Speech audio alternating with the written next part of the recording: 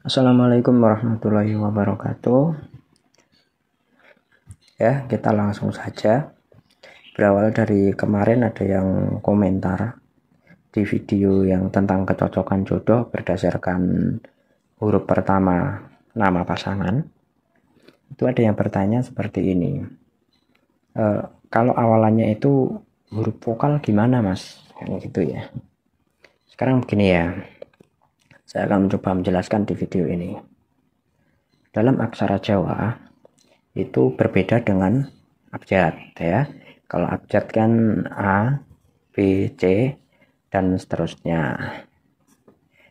Kalau aksara Jawa kan Hono, Coroko dan seterusnya. Ada beberapa bagian abjad yang memang tidak ada di aksara Jawa sehingga timbullah di aksara Jawa itu yang namanya aksara swara, yaitu vokal, huruf vokal ya, A, I, U, E, O. Kemudian ada yang namanya aksara rekan ya. Saya tulis saja biar jelas. Aksara suara A, I, U, E, O ya, atau dan lagi aksara rekan. Aksara rekan itu ya KH seperti F, seperti DZ, Go, atau ZA gitu ya. Nah, lalu bagaimana ketika nama awalnya itu A, I, U, E, O? Ya. Setiap abjad A, I, U, E, O masuknya dimasukkan ke H. Ya. Misal Eni ya. Eni atau Ani atau Andi atau Eko atau siapalah ya, itu masuknya ke H. Kemudian kalau KH ini kan depannya bisa ikutkan K ya, ada. Terus di Z ini ada D ya. Terus GH ada G. Nah, yang nggak ada kan ini F sama Z ya.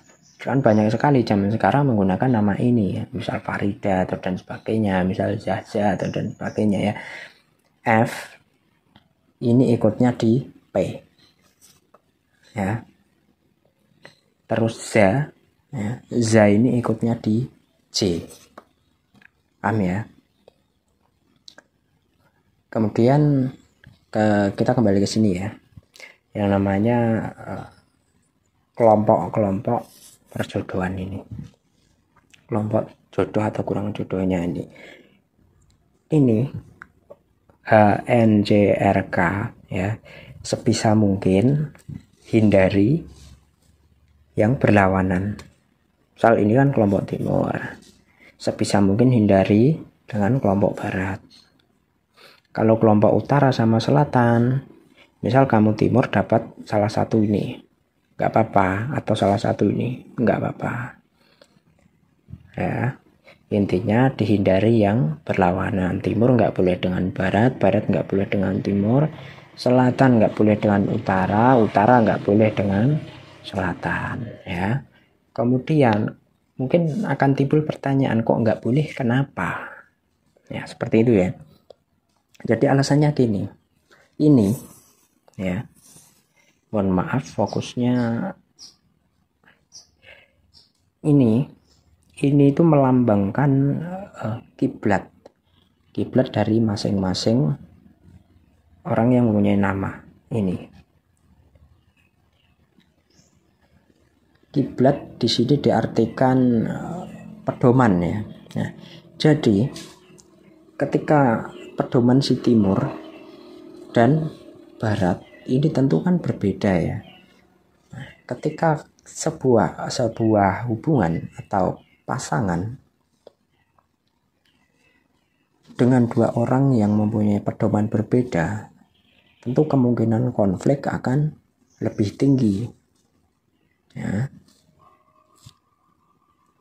Jadi seperti itu, untuk menghindari konflik karena perbedaan pedoman dari masing-masing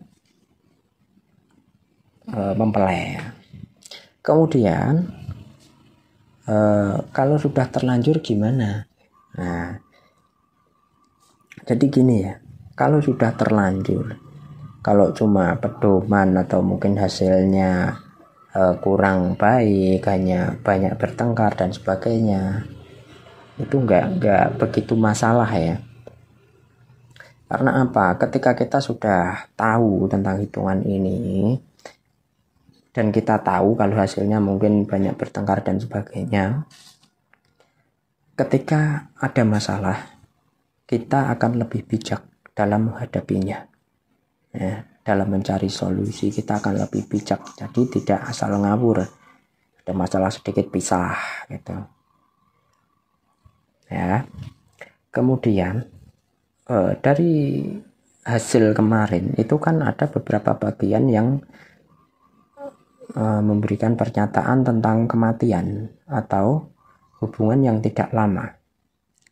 Lalu bagaimana kalau sudah terlanjur dan ternyata hasilnya kematian? Nah, jadi begini ya, kembali lagi, hitungan ini itu bukan sesuatu yang pasti, karena kepastian hanya milik Tuhan ya. Dan di sini orang Jawa hanya berdasarkan ilmu titen ya. Biasanya kalau nama awal huruf pertama dari nama, misal H ketemu C, biasanya itu seperti ini ya, seperti itu. Gampangnya gini. Sama halnya biasanya 3 tambah 3 sama dengan 6 atau 4 ditambah 4 sama dengan 8. Nah, seperti itu. Jadi bukan sesuatu hal yang pasti. Ya, karena kepastian hanya milik Tuhan. Oke, saya rasa di video kali ini cukup sampai di sini. Jika ingin ditanyakan, ada yang ingin ditanyakan, mohon maaf, silahkan tulis di kolom komentar. Nanti akan saya respon. Terima kasih, semoga bermanfaat. Wassalamualaikum warahmatullahi wabarakatuh.